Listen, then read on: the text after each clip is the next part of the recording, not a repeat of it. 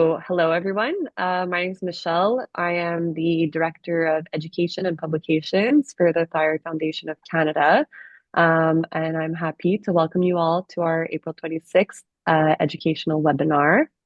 Our guest speaker today is Dr. Sana Ghaznavi, who will be speaking on navigating care for thyroid hormone replacement after thyroidectomy, a study of Canadian thyroid cancer survivors.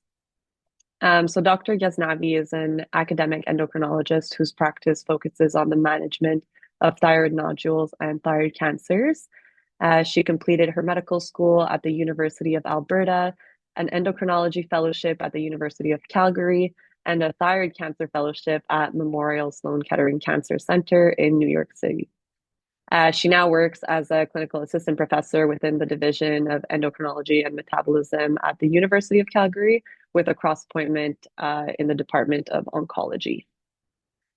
For this presentation, there's going to be a question and answer session that will happen at the end of the presentation. Catherine Keene, our administrator, will be acting as the producer for this webinar, and she'll be managing any technical aspects of Zoom. So if you have any technical issues during the webinar, please feel free to reach out to Catherine via the chat feature, and she'll be able to help you out. Hanista Primachandran, our Director of Research, will be looking after the Q&A section. And this event will be recorded and made available on our website later this week. And just before beginning the presentation, for a little bit of housekeeping, we're using the webinar functionality of Zoom, which means that you'll be able to see and hear the presenter and the support team, but your audio and your camera are not active as we are not using the raise hand feature. So you'll be able to communicate with the other attendees using the chat feature at the bottom of the screen. So feel free to chime in as you please. And if you wish to not see the chat previews displayed at the bottom of your screen during the presentation, you can click on the chat button arrows and just deselect show chat previews. So please use the Q&A feature located at the bottom of your screen for the questions to the presenter, and those will be asked and answered at the end of the presentation. We will not be responding to questions entered via the chat feature or from emails. So please note that our webinars are presented in English. So if you wish to have any subtitles in French or any other language, please select the CC closed caption option at the bottom of your screen and choose your preferred speaking language. And with all of that being said, I think we are ready to begin and welcome Dr. Ghaznavi for her presentation. Thank you. Awesome, Michelle. Thank you so much for the intro. I'm going to pull up my slides and then just make sure. Okay. Are you guys seeing the full screen? Nothing else? We Okay. see the screen, yeah. Yeah, and I think someone asked, is it being recorded? And it is being recorded. Yeah, someone just answered. Thank you. Okay, perfect. Okay, so thank you so much for having me here. I really appreciate everyone taking time out of their Sunday morning or afternoon, depending on where you are, to come and discuss this topic with me. I want to start out by just saying this is a group effort. So I'm here presenting on behalf of our research team. And then I really want to thank the Thyroid Foundation of Canada for funding this study because it was through a research grant that we were able to do this work. So thank you for that. And I'm hoping to speak for about 40 or 45 minutes. And then really I'd like a lot of time left over for discussion because it's inherently a topic that's going to have a lot of opinions, discussion, and I welcome that, and I'm hoping for that. So the first thing is the story behind the study. So this study came about completely organically. So I'm a thyroidologist. I'm a doctor who exclusively deals with patients who have thyroid disease, mostly thyroid cancer and also thyroid nodules. And so really the study question took shape over an order of years. It wasn't something like where I was sitting down, I was planning out my research, and it was something that came about just from conversations with patients and noticing patterns over and over again. And so what pattern I noticed was I would see women in my practice come to me, and this is just a typical case. So it's not every single person, but a typical case is woman in her 30s or in her 50s, so perimenopausal, had a thyroidectomy for thyroid cancer several years ago, and what she feels since surgery is fatigue, brain fog, weight gain despite trying to restrict calories, mood changes. But what she's being told by the healthcare system, various doctors and nurses, is your thyroid cancer has an excellent prognosis.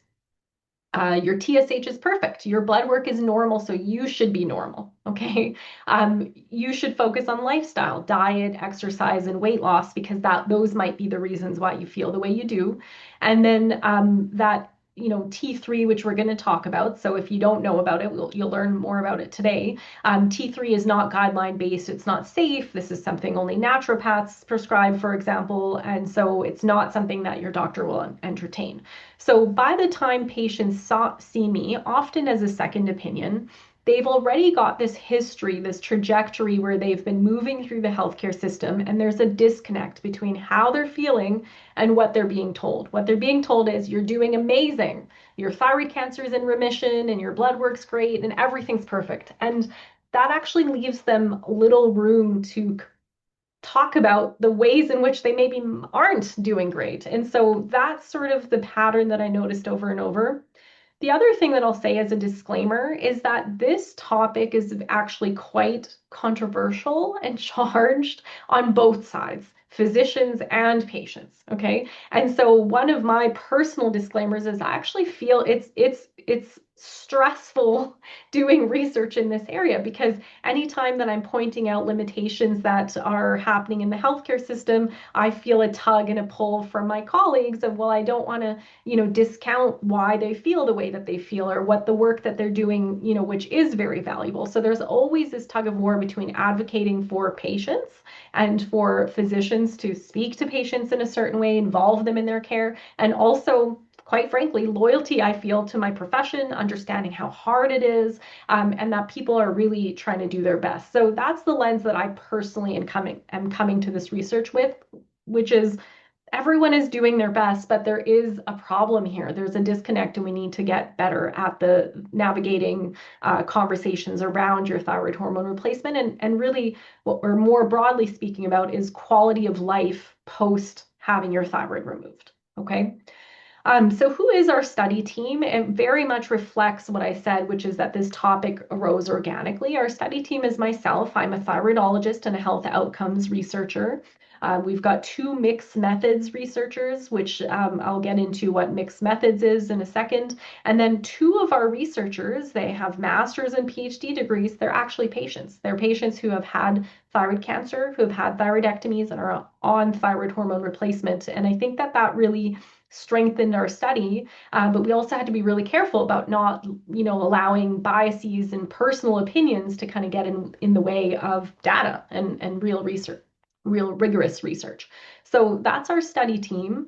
A little bit of context now about what was known. So this is kind of setting the stage of we don't exist in a vacuum. All of this is happening with the current literature and guidelines and our usual practice. So what was known is what your thyroid made. So anyone who has a thyroid, their thyroid is making two different hormones. T4, which is the storage form of thyroid hormone, and then that in your body gets converted to T3. And so your brain, your gut, your muscles, all of the different organs that use thyroid hormone will convert the storage form into the active form, and each one gets to decide how much they want. So it's actually a very beautiful, sophisticated system. I think it's really cool. So for example, my heart might need more T3 than my gut does. And so it's going to change the ratio of how much it's converting.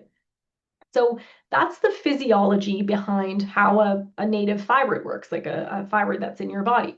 And what we learned through the literature is that some people's bodies are not quite as efficient or not quite as good at converting T4 to T3. So they've got a lot of the storage hormone, and if that's all you're measuring, then basically it looks like they're doing great. But about 15% of patients, they actually don't convert well, and so their T3 is really low. And those patients rely a lot on the direct T3 that the thyroid makes. So the thyroid, I said, makes T4, gets converted to T3, but about 10% of the hormones made in the thyroid is direct T3. Okay. And that bit is important because once the thyroid comes out, then that patient is completely dependent on the tablet that they are taking. If they only get T4, and they're a poor converter, they're going to struggle to have normal levels of T3. So what do we replace with after this sophisticated mechanism is removed through the thyroidectomy is typically thyroid hormone in the form of synthetic T4. So we give the storage hormone and then we say the body will take care of the rest and it will convert. I want to make it clear that for most people, that is true. You give T4 and it converts to T3 and everything goes exactly as planned. And so for a lot of patients, that actually works. But for an important minority of patients, it doesn't work well. Okay. So that's the synthetic T4, and that's the standard of care and has been since the late 50s or early 1960s onwards. What we used to use before that was animal derived. So they would take out the thyroids of animals and basically desiccate them and then put that in a tablet and give it to patients. And that was called desiccated thyroid extract, still available. And I have patients on desiccated thyroid extract. And some people, really feel it works much better than the alternative, which is the T4 only. And then over the years, we have also been able to make synthetic T3. It has a number of limitations and things where the pill, for example, it only lasts a few hours in your blood. So if you take a tablet at 6 a.m., basically by 10 a.m. it's gone. Okay. And so you would have to repeatedly dose throughout the day, which is obviously if you've ever tried to take pills, like I just have to remember my vitamin D tablet, for example, it's hard to remember to take a pill 3 times a day. And then the other problem with it is that it goes up and down. So you get these peaks and troughs where it kind of surges in your blood, and you might actually be having your heart raced or other things, and then it kind of crashes. And so if anyone's ever been on a cycle of drinking a lot of coffee, for example, you'll know, I know this from my medical residency days, your heart rate and everything goes up and your energy is high, and then you kind of crash and then you need the next, cup of coffee. So it's that similar roller coaster feeling. So T3 is not perfect, but it is something that we try sometimes, and that's the kind of caveats about why it's not just the perfect solution, and we've gate kept it. And no, there actually isn't currently a perfect solution. I think that is part of understanding the background of this problem. So the standard of care then is levothyroxine alone, which is guideline recommended. We follow in Canada, we follow the American Thyroid Association guidelines, and that's what they would recommend. Treatment success, this is very controversial on the side of patients, is judged by one blood test, which is TSH. It's your TSH blood test. And the assumption is if your TSH is normal, the patient should feel normal. Okay. And I think that's where we're getting that there's some problems and some conflict arising. In terms of the problem we talked about, or we haven't talked about yet, actually 15 to 20% of patients have persistent symptoms, even though you have reached a normal TSH. So they'll still feel hypothyroid and they'll have those common symptoms that I introduced in the vignette at the start of fatigue, weight gain, brain fog, mood changes, that sort of thing. So because they have these persistent symptoms, many patients, especially over the last 5 or 10 years, especially with more online presence of medical information, social media, that sort of thing, forums, Thyroid Foundation of Canada. I think a lot more patients are seeking out alternatives. They're on levothyroxine or T4, and they're saying, this isn't working great. Maybe I should try this other thing. But the problem with that is that less than 50% of endocrinologists are willing to prescribe alternatives. This comes from a survey of physicians, which basically asked, would you prescribe T3 or anything containing T3? And less than half of doctors said, yes, I'd be willing to prescribe.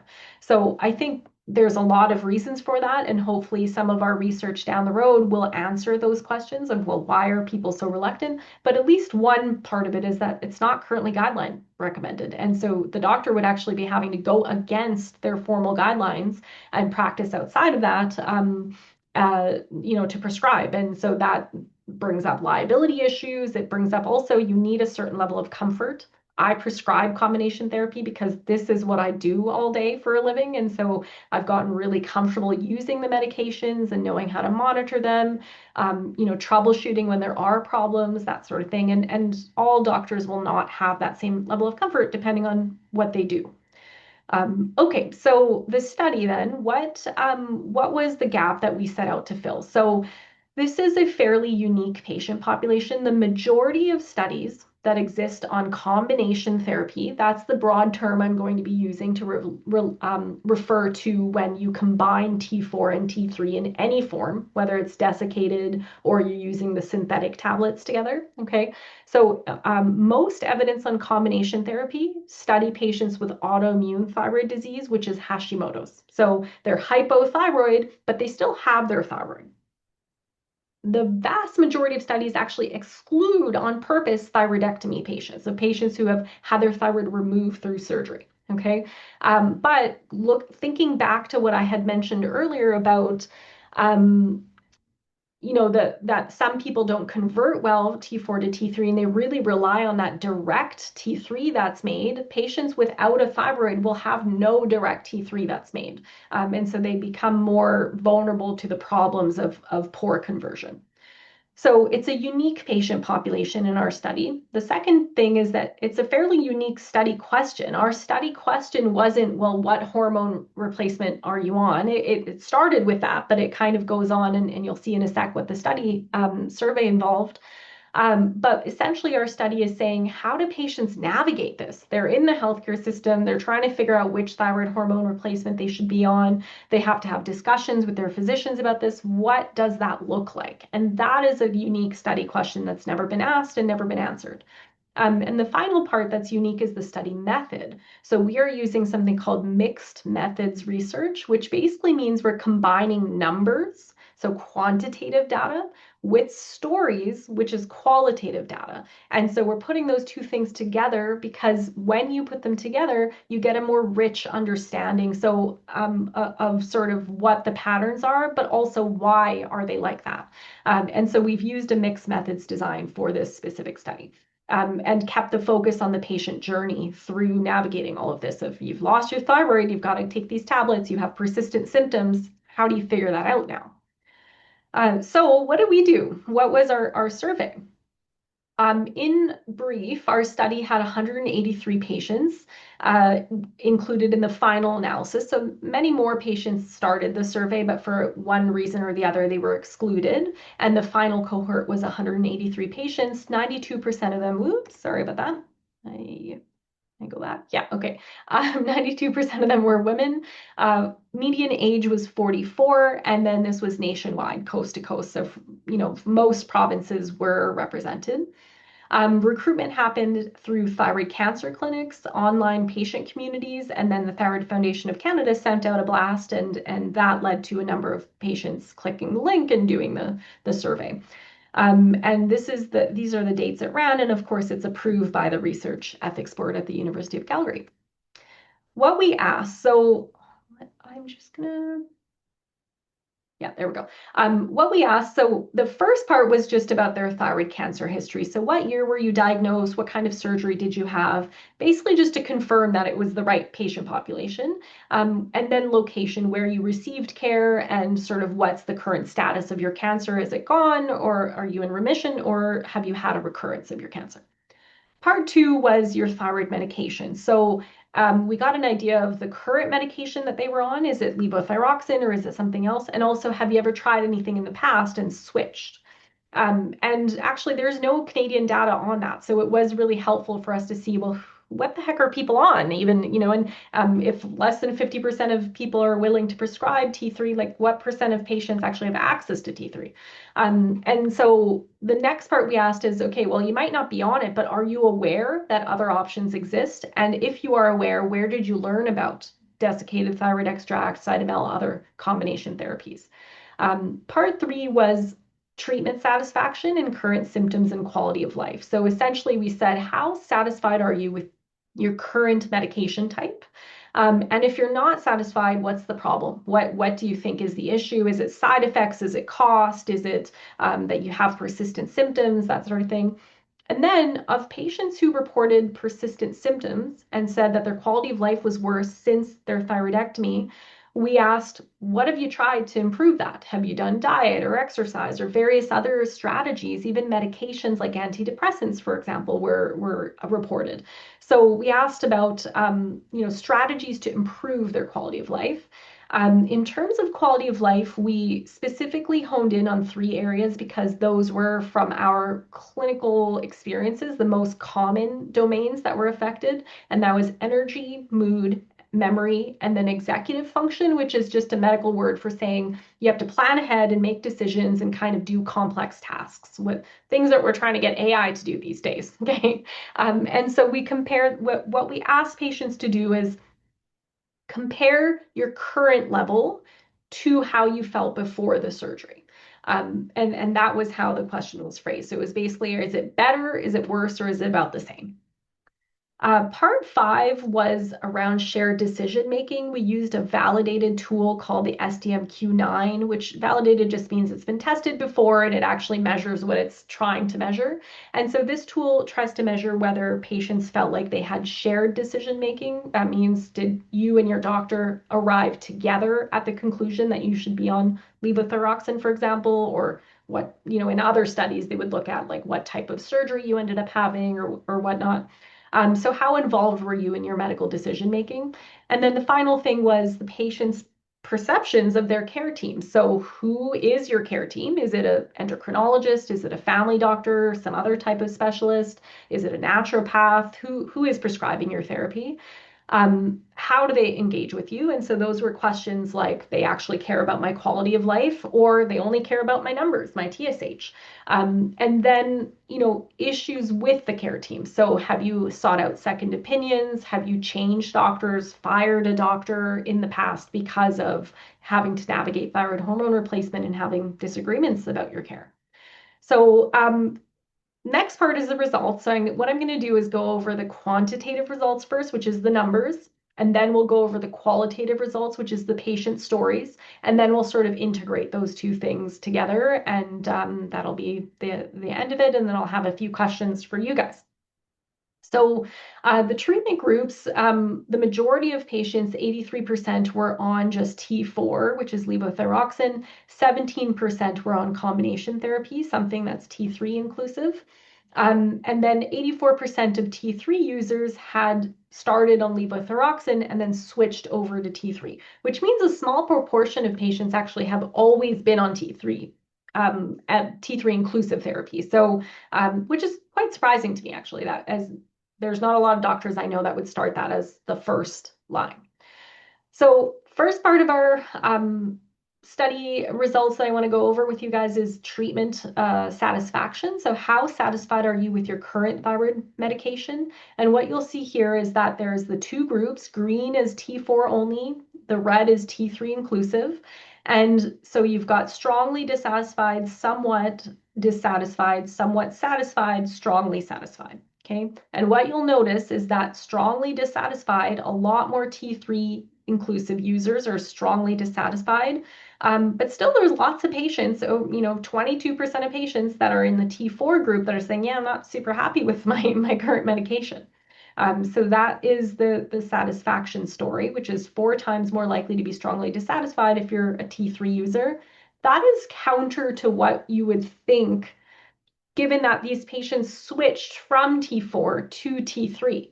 So they are on their chosen therapy, but despite that, they have stronger dissatisfaction of their current medication, right? So that actually was really jarring for our team as we were analyzing the data and trying to take a look at it. And it wasn't until the qualitative data came in that we could actually make sense of why we're seeing this treatment paradox, okay?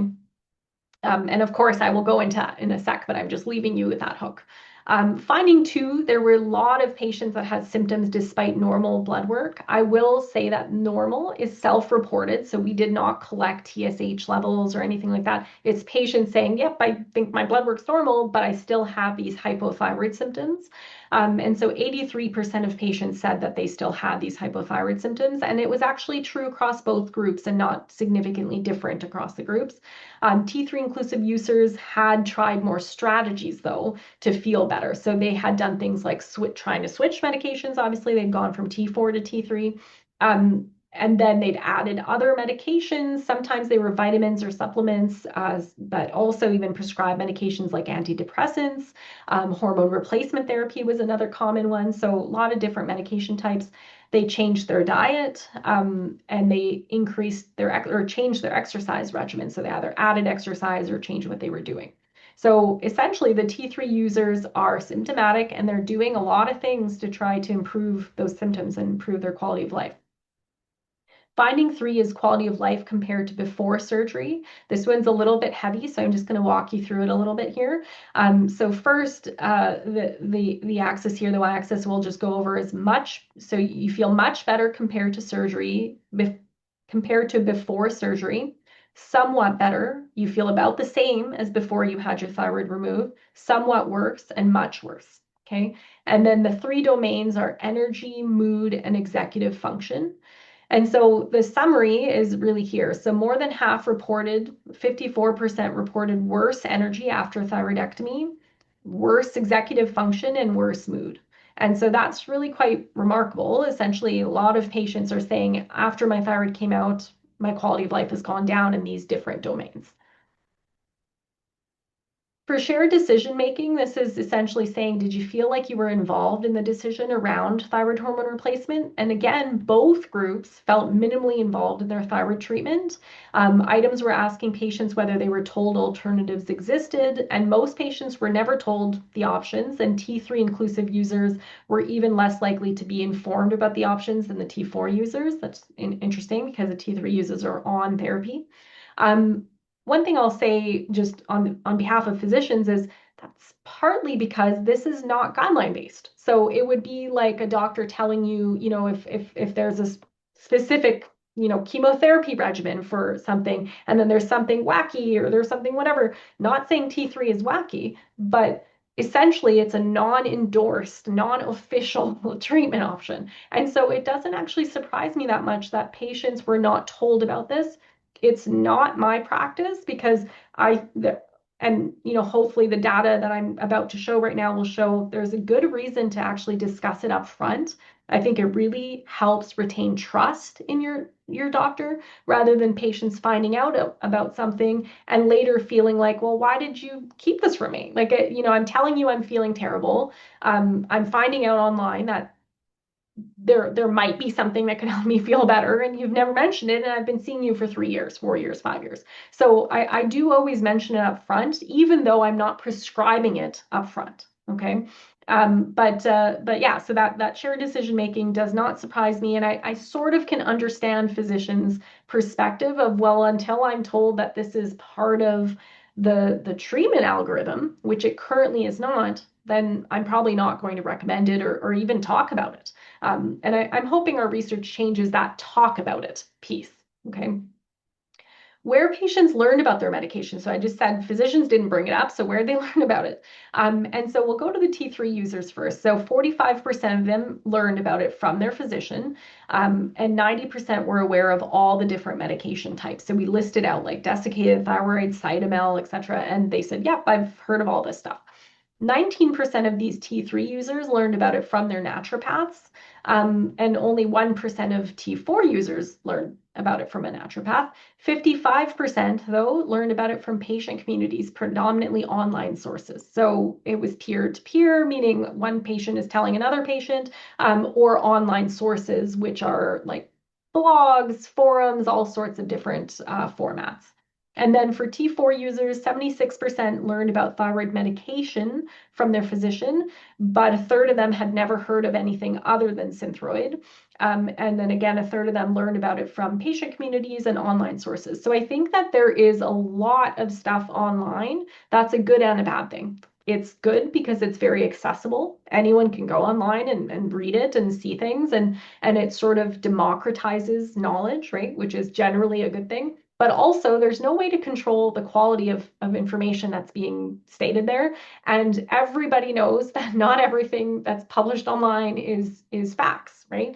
A lot of it is going to be incorrect or potentially correct, but not in the setting that would apply to you as an individual. And I think that's where doctors have to be involved in this story. That's a lot of my job, is telling patients, bring in what you're reading, show me your links and stuff, and then we sort through it together and I can personalize the information for their case. And that's not a burden that should specifically just fall to patients. It's something that we should be doing together.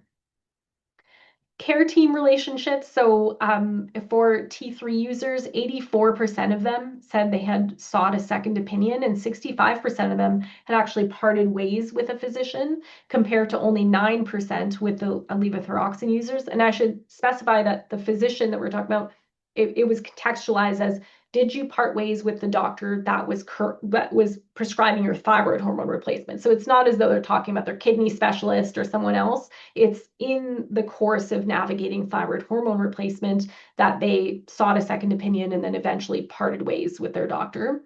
T3 inclusive users reported lower confidence. So we did ask about, like, how confident are you that your endocrinologist, your family physician, etc., understands thyroid hormone replacement and is knowledgeable and has expertise. And they basically reported lower confidence in endos and family doctors and higher confidence in naturopaths, which is really interesting to me. I think there's certainly a lot more regulation about the level of education, credentials, and that sort of thing amongst formal MDs as compared to naturopaths. That doesn't mean there's not good naturopaths, but like every profession, there's good, bad, and everything in between. But there is certainly less regulation of what you can say and what you're allowed to say. So I can't just say, oh, this vitamin I'm selling is really, really good for you and it has 99% whatever. If I'm giving a health claim, it actually has to be backed by certain level and quality of evidence. And that's actually not true for naturopaths. So again, there are very good naturopaths, but it's not regulated at a system level. It depends on the individual that you are dealing with. And so I think that is a risk to patients. And the less you know, the less you're going to be able to verify the information. So I think it's a vicious cycle sort of thing, versus if you're very well informed, you're going to be able to say, just hold on a second here. I'm going to be able to discriminate. And, some of the people who answered their survey themselves had masters and PhDs, and they said in their responses, well, I'm a researcher, so I was able to take the information that I was given and actually figure out for myself if I could trust it or not. But that's not equitable across all people. It depends on your own context and background, and not everyone is a health researcher that has the ability to do that. So that was something that was really interesting. So that was the main kind of big take-home findings from the qualitative. Now I'll go into the quantitative is what I just presented. Now I'll go into the qualitative data, which is the stories. And there are patients' own words here. Obviously, all identifiers have been removed. But I just want to thank the patients for sharing their stories. What patients told us in their own words. So this portion, remember that the survey was answered and completed by 183 eligible patients. Participants, I should say. 116 of them wrote open-ended responses, so 63% open-ended response rate. And then that generated 291 open responses, which means the patient just was typing and whatever they wanted to tell us about the specific question. And then out of those, we coded that, and then 5 different themes emerged. Themes being, if you look at participants' responses, they were saying certain things over and over and over again. And as we started coding and labeling those answers, it sort of just emerged that there was 5 different broad themes. And so I'm going to go over that now. This work was all done by the qualitative researchers that I mentioned at the start. And then just in terms of respondents, patients on T3 were more likely to respond to the open-ended answers. Older patients were more likely to respond, and also patients dissatisfied with their care. So I think that is an important limitation and caveat of this type of survey. It's just like if you're about to go to a restaurant and you go on Yelp to look at a review, there's either going to be, this was the best restaurant I ever went to, and me and my partner had this amazing 30-year anniversary there and blah, blah, blah, or the person that gives it 1 star and says, it was terrible, it was awful, never eat here, blah, blah, blah. So there is naturally, in survey designs, one of the problems is that people who had a really extreme experience on either end are more likely to respond. So we always just keep that in mind as we're interpreting the responses. So I told you there's 5 themes that arose. Theme 1 is fragmented care and relational rupture. And so what this means, what is fragmented care and relational rupture? It means there is significant variability in access to care. So what that means is some patients said, I can't even see an endocrinologist in my province. Like they don't have space. So I have issues with my thyroid hormone replacement, but I can't get a specialist referral. Continuity of follow-up was very fragmented, which means that some people followed with the same doctor over time. Others, they saw their surgeon and then were sent to their family doctor. And so care was not housed in one specialty or location. It was kind of spread out all over the place. And so patients sometimes reported that their care team looked like a family doctor, a nuclear medicine specialist, a surgeon, maybe a visit with an endo once or twice, a naturopath, their pharmacist was trying to titrate. So it's kind of all over, and no one group owns this kind of area of thyroid hormone replacement. And then willingness to discuss treatment options was also very fragmented and very different across providers. So who's your doctor? You just happen to get me, then you're probably going to have this discussion. And if you get someone else that's like, no, no, no, no, I don't want to talk about this, then that would happen. So it was very variable. Okay. And then relational ruptures were clear. So there was a lot of pain that we heard through the stories about feeling dismissed and about having to make the tough decision about actually ending a doctor-patient relationship and getting a second opinion and that sort of thing, and feeling a lot of anxiety and stress around that. So one of the quotes was, the doctor did not care about how I felt, only about what my TSH said. She told me it couldn't possibly be caused by my lack of thyroid, and what it is comes from a prior sentence that this respondent said, which is basically the symptoms, the persistent symptoms of hypothyroidism after thyroidectomy. Theme 2 was shared decision making as an unmet expectation. So levothyroxine most of the time was typically introduced as the only option without mention of alternatives. And participants described discovering T3 options often years later and usually from each other, patient groups, online sources, and not their doctor. So a couple of quotes here. There was no opportunity for discussion about other types of thyroid meds. I did not realize there were options until I was connected to other thyroid cancer survivors much later in my journey. Another respondent wrote, I do not recall discussing other options re-meds. It was, this is what you take when you have no thyroid. My choices were definitely considered regarding treatment of the cancer, by which I think they mean surgery, but not the meds after. Theme 3, living with the morbidity of the good cancer. So the good cancer label was something that came up over and over. And this is probably the one that I really want to tell my physician colleagues that we should steer away from. There's already good data. There's a study by Easley et al. That kind of framed or coined this term of the good cancer.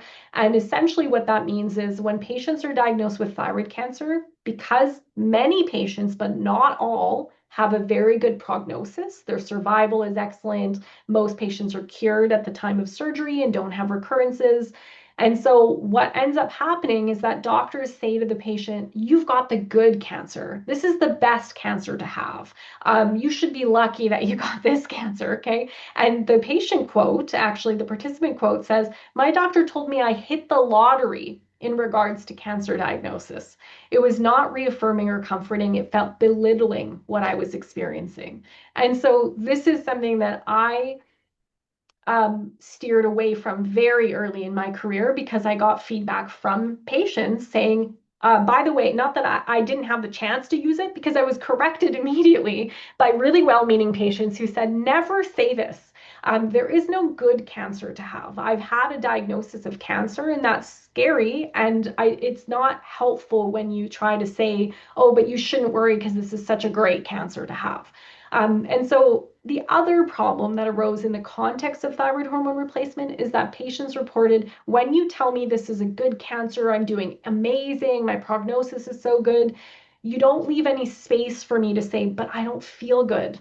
And so that is itself an issue. And so they're reporting all these symptoms, but they have nowhere where to bring it because all they're being told is thumbs up, everything's great.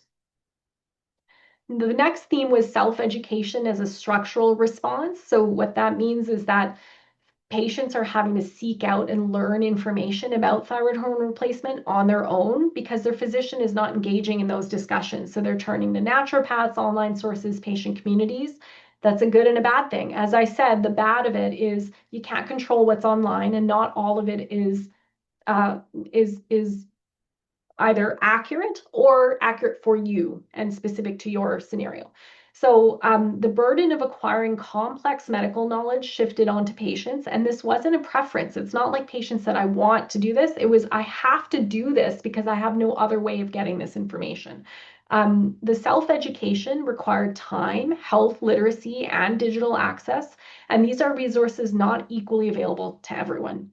And so the quote is, I was able to find out things on my own as I'm an experienced researcher who knows how to find vetted journal articles. Otherwise, I would not have known what could be expected.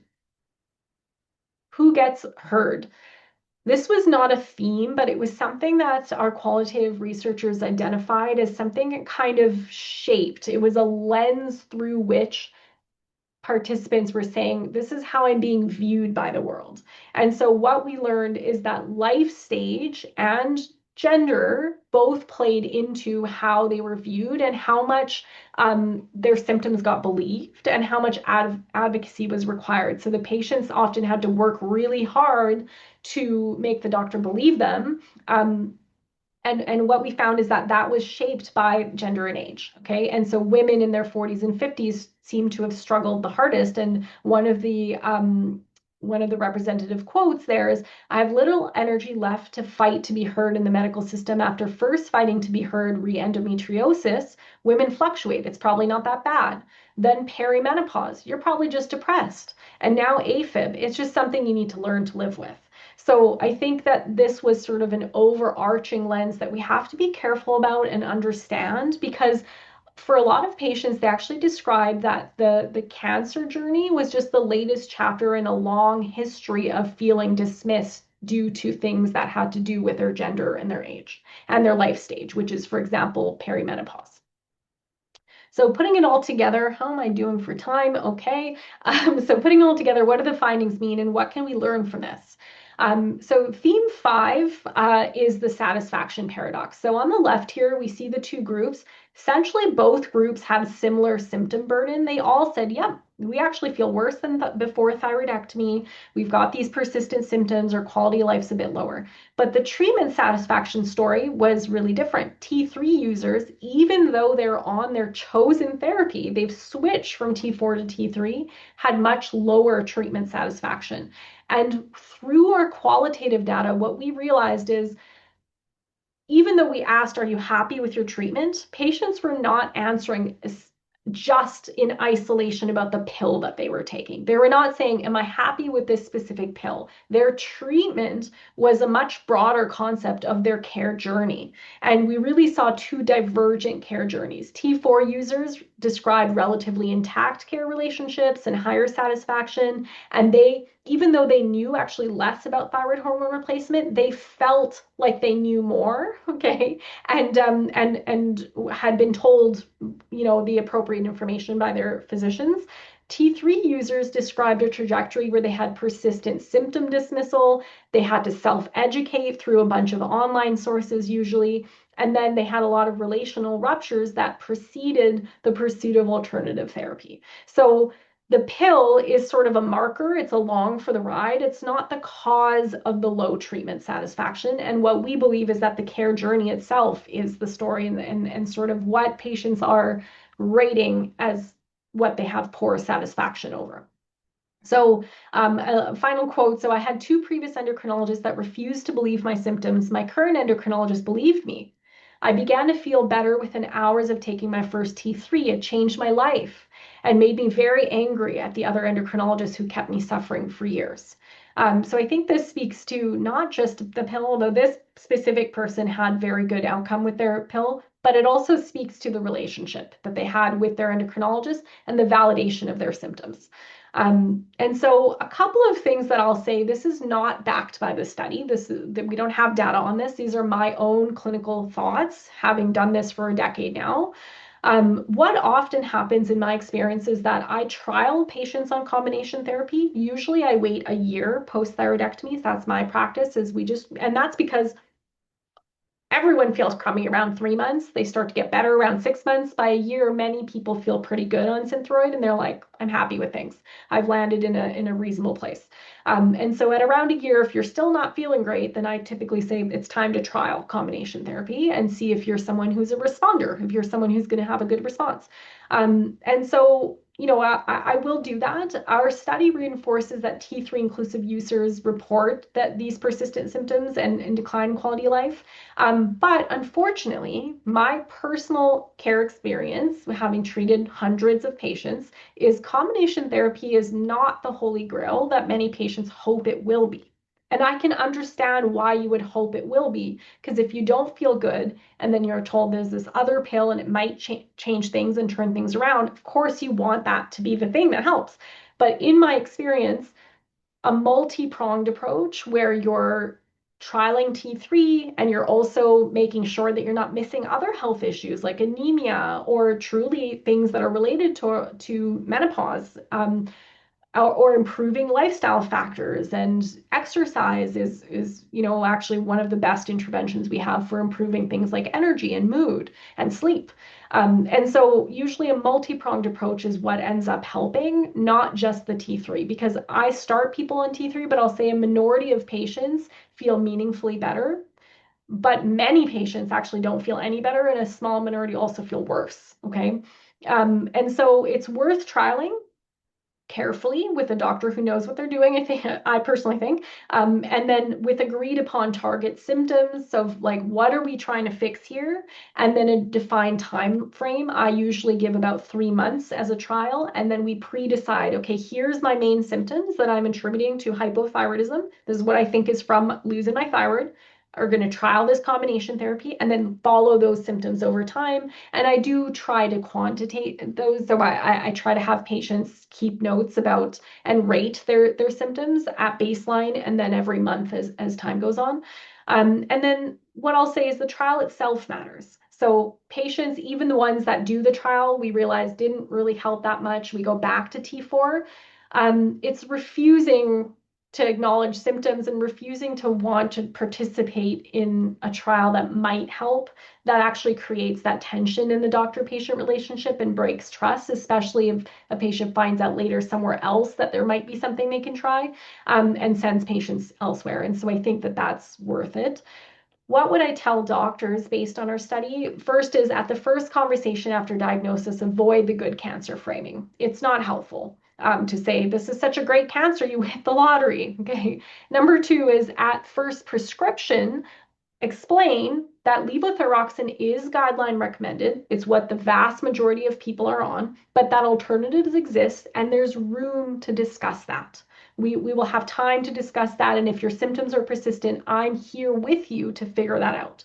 Number three is, when symptoms persist despite normal blood work, to not say your blood work is normal, therefore you should feel normal. And if you don't, the problem's with you, right? That's the implied kind of underlying statement.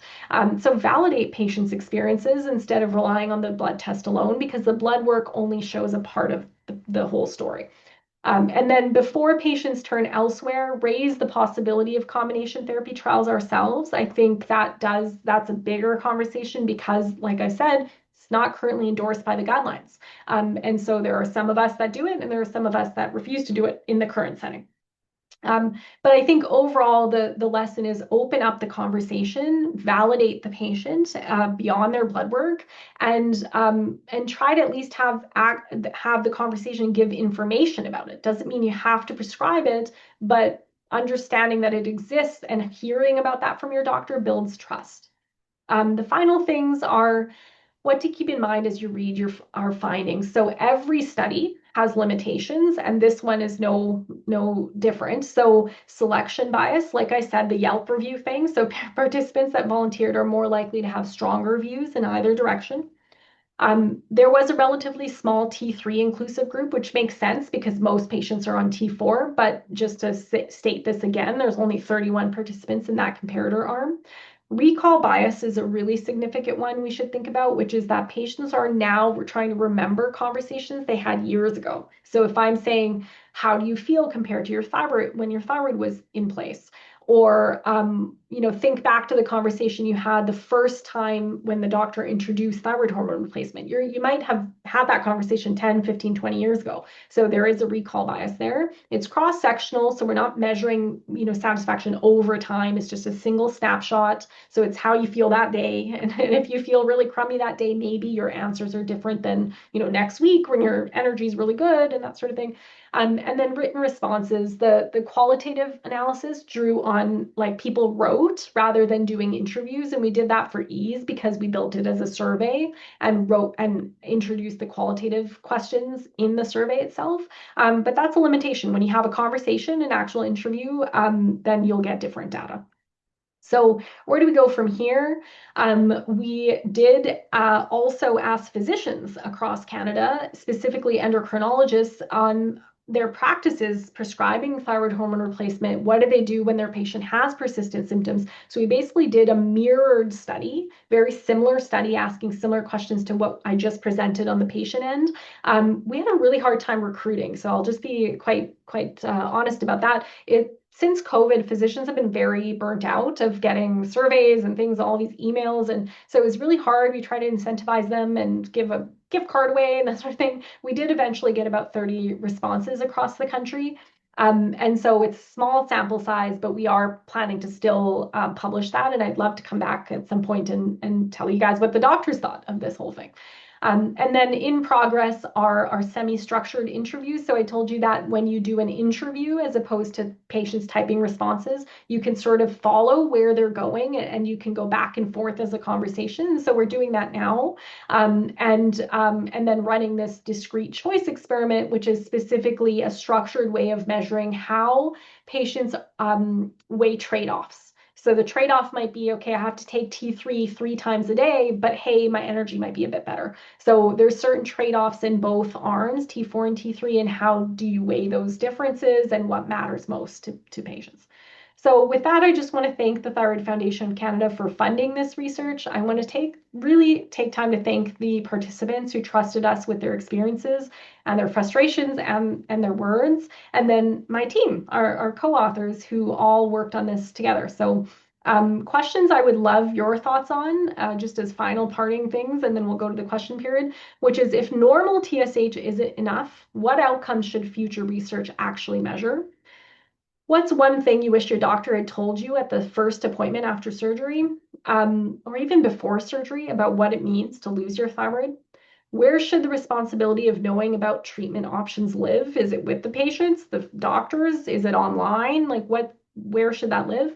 And then what would good thyroid cancer care have looked like for you? So from diagnosis through years of follow-up, because we are interested in improving the patient journey. This is one element of that patient journey. So yeah, that's everything. Thank you so much. I'm going to stop share now. Thank you so much, Dr. Ghaznavi, for a really, really interesting presentation. It's now time for Hanista to read the questions that the participants have for you. Perfect. Yes, thank you, Dr. Ghaznavi, for another excellent presentation. So we have our first question here. If there is a suspicious thyroid nodule meeting guidelines requiring surgery, would total thyroid tissue be removed or would thyroid tissue be spared? Yeah, so, and what were the suspicious thyroid nodules? What you're asking about is what are the criteria for the extent of surgery? So there's kind of 3 extents of surgery that can exist. The first is you don't have surgery. You do something called active surveillance or you do radiofrequency ablation, so you don't take out the thyroid. That's part 1. The second option is that you take out half of the thyroid, the part that has the nodule in it. That's called a lobectomy. And then the third option is that you take out your entire thyroid, called a total thyroidectomy. The criteria entirely depends on your cancer or what that nodule looks like if it's not a cancer. So it's how big is it? Where is it sitting? Are there nodules in the other side of the thyroid? And what do those look like? Are they suspicious? Are there lymph nodes involved?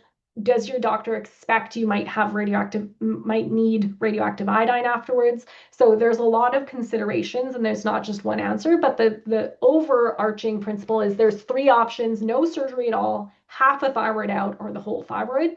In general, guidelines have moved away from total thyroidectomy. The newest guidelines that were published in 2025 really say for any tumor under 4 centimeters, so it's a thyroid cancer that's on biopsy, under 4 centimeters, as long as it hasn't escaped the thyroid and jumped into the lymph nodes, you should be trialing a lobectomy, a half a thyroid. And that's because we recognize that lobectomies are safer and they're better for patients because of the quality of life issues that I talked about today.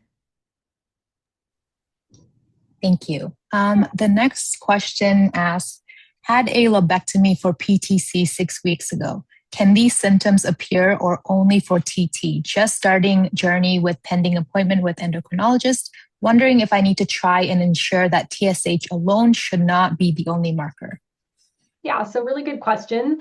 In general, the more of your own thyroid you have, the more mild your symptoms will be. So patients who lose their whole thyroid do typically have more severe symptoms and more permanent or prolonged symptoms, but that does not apply to an individual. So I have a few patients in my practice where they've had only a lobectomy, but they actually have really significant symptoms after surgery. But as a group, if you can have your thyroid, you're probably going to feel better than the patients who lost their whole thyroid. And then I think there was a second part of that question. It was, oh, the TSH, yeah.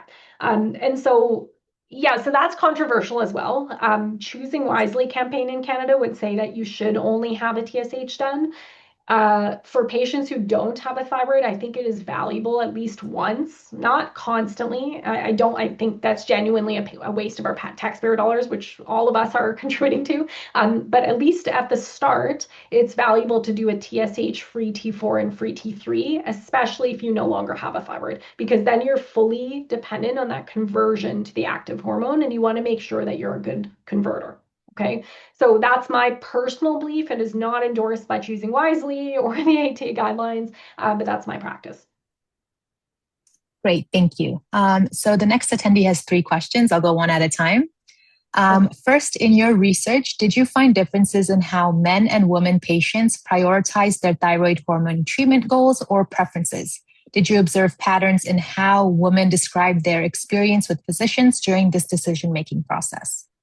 Yeah, so really good question. What we can say is there weren't that many men in the study. The vast majority of patients were women, but of the men in the study, 100% of them were on levothyroxine, and generally they had less symptoms than the women.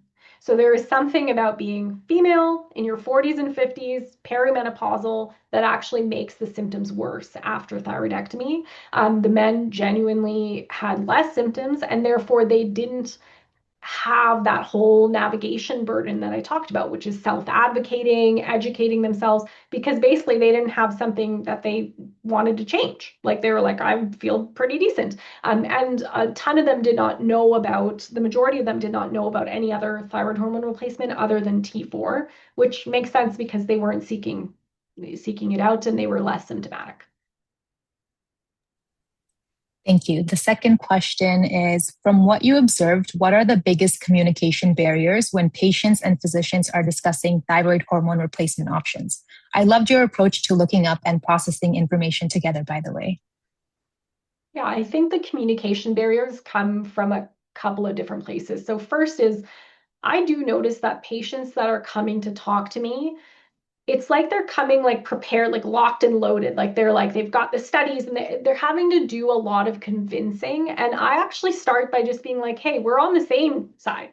Because there's something almost antagonistic that started happening around this topic between patients and physicians. I think ultimately it comes down to you've got this thing that you're gatekeeping, this T3 thing that you're gate, and like I need you to prescribe it. And so there's a power dynamic, and then the physician saying, I've never heard of this. This seems like pseudoscientific. It's not in the guidelines. Like, what are you talking about? And then they will literally tell the patient, go talk to your naturopath, right? So there's just it's like both groups are starting in such different places, and the communication is not going well because they're already starting on opposite sides. And I think that one of the first things I say is like we're on the same side. Like we're both like I am not just here to say, oh, you're gonna live from your thyroid cancer, but like I want you to thrive after like thyroid cancer, right? Like no one wants to live to 100 if their quality of life is going to be terrible. So just convincing a patient that I actually care about that, it already alleviates like 50% of the communication issues. And then, so that's one. The second thing I'll say, that something that patients can do to advocate better for themselves is be specific about, because when you come in and you say, but I read this thing, there was something where they were talking about this vague thing. And it's like, I don't know what to do with that as a doctor. I have no idea what you read, what you're even talking about. You're not sure. So you brought it up, but we couldn't chase it. And so if you are going to ask your doctor to respond to something, it's actually really helpful to have like the link or print out something or whatever it is. I'm not trying to say you should have to do more work yourself, but if you're doing the work anyways, do it in a way that can be really concrete. That way you and your doctor can dig into something together versus when they say like, well, I read in this, this one place, and I'm like, well, give it to me. Like I'll read it too, right? But then it sometimes doesn't go anywhere, and I kind of feel bad. Like I'm like I wasn't able to resolve that or give them my advice because I don't have anything to go off of. So that's certainly something to think about. Great, thank you. The third question was, will your deck be shared with attendees or people who signed up for the webinar? I will say our webinars are recorded and posted on our TFC website, but not the slides. Yeah, I mean, I have no reason not to share them, so I'm happy to share them. I don't know how to share them, so maybe offline the team and I can discuss that in terms of what's the best place to put it, or do we circulate it or whatever. But yeah. Definitely. Thank you so much. The next question is, if the TSH is at low normal range or below normal range without central hypothyroidism and patient has suggested hypothyroidism, do you still recommend T3? Yeah, that's a really tricky one, and often no, because so if your TSH is low, then you're actually on the hyperthyroid side of things.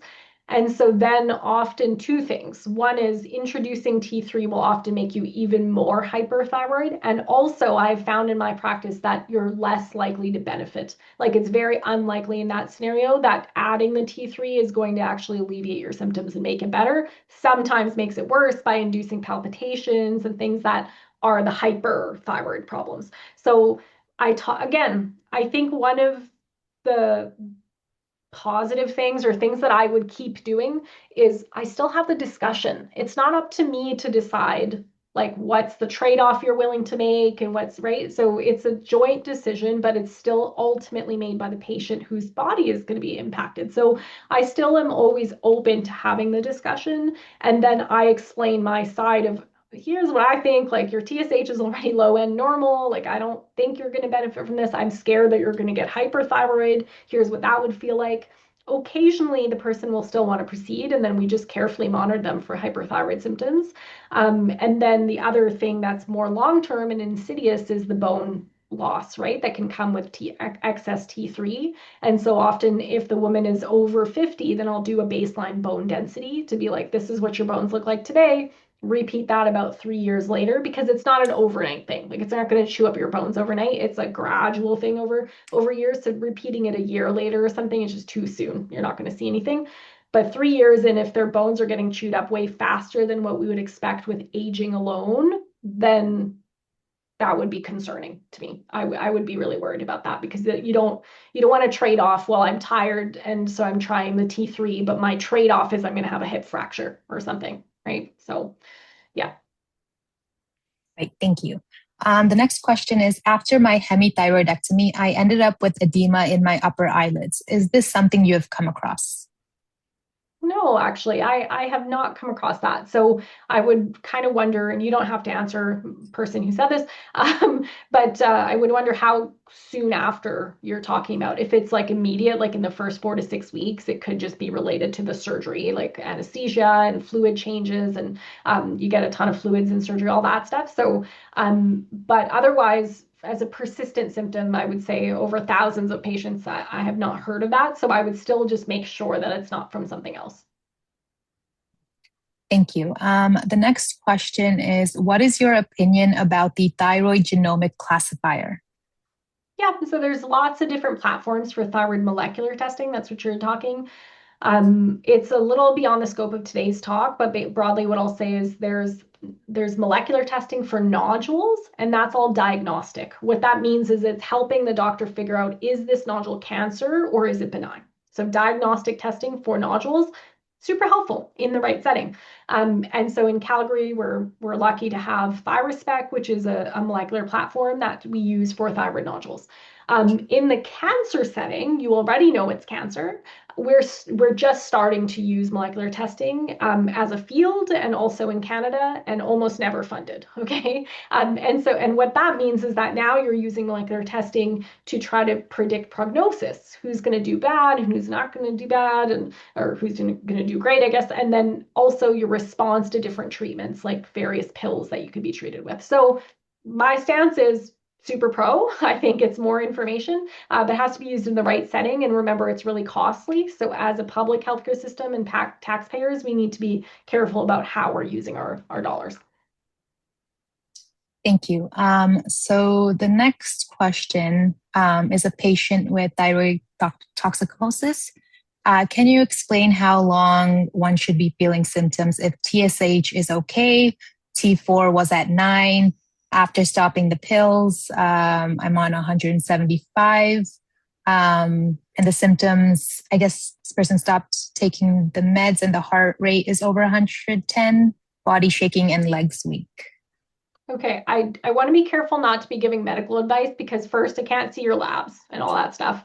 And I can't speak to your medical history. So, and even those details that you provided, although lots of details, it's actually hard. There's lots of questions I would have. So I think I'll defer that, because it's just, that's a consult. That's you consulting me as a physician and me giving you medical advice, which I don't think is appropriate for this setting. Thank you. The next question is, do doctors only react to TSH levels that fall outside the guidelines based on normal range? Yeah, typically, yeah. The reference range is based on the population of patients who do not have any known thyroid issues. So when you say, so for example, in Calgary, the range is 0.2 to 6.5, that's because it's on the bell curve, 95% of patients will fall between 0.2 and 6.5. And those patients that are picked to validate that reference range are ones that are known to not have any thyroid problems. So yeah, and they will respond once you fall on either end of the spectrum. Thank you. And I think in the interest of time, I'll ask maybe one more question. Sure. So if a patient had a lobectomy due to a non-cancerous nodule and where the remaining lobe atrophied after surgery, unknown if this is resulted from suppression therapy, does this mean the patient is now in the same class as one who had a total thyroidectomy? Yeah, very similar, very similar. So if your lobe is atrophied, or if it's out of your neck, it's a spectrum, right, of atrophy, but basically what it's saying is that atrophied lobe producing 0% thyroid hormone or some amount. Often I answer that question by looking at what is your dose of Synthroid compared to what I would expect your dose to be weight-based for if you had no thyroid. Okay, so for example, if you are a 70-kilogram person and I expect, okay, your actual dose, if you have no thyroid, it would take about 125 micrograms to make you have normal TSH, but you're only on 50 micrograms. That tells me that the remaining lobe is actually working quite a bit. It's still making a ton. If you are actually on 125 micrograms, even though you have an atrophied lobe in place, what that tells me is that lobe's basically as good as nothing. It's not doing anything. So that's how I try to guess at that. Thank you, Dr. Ghaznavi. We also received a lot of comments sharing the sentiment that patients feel more seen after listening to this presentation. And for those that shared their personal health stories and compliments, I can share them with Dr. Ghaznavi via email afterwards. So that concludes our Q&A. Thanks again, Dr. Ghaznavi. Yeah, thank you guys so much. I really appreciate it. I love coming here and speaking with patients, and hearing back from you guys is amazing. So thank you so much. I really appreciate it.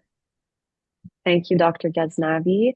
I have just a few closing remarks before we let everyone go. So just wanted to thank you one more time for giving us your wonderful presentation on thyroid replacement hormones post thyroidectomy. And I would also like to thank our whole webinar team for making this educational event a success.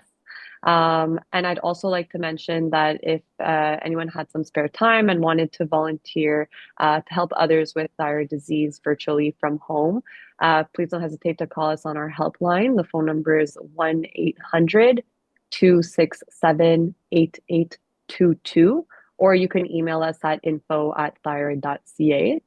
And you can also are welcome to make a donation by visiting our website at thyroid.ca.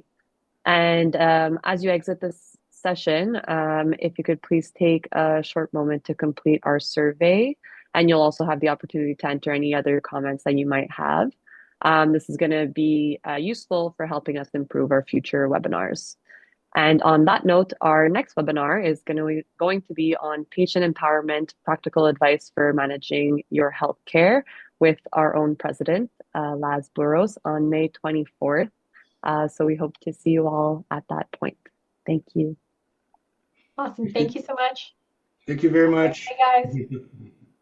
Bye. Bye now.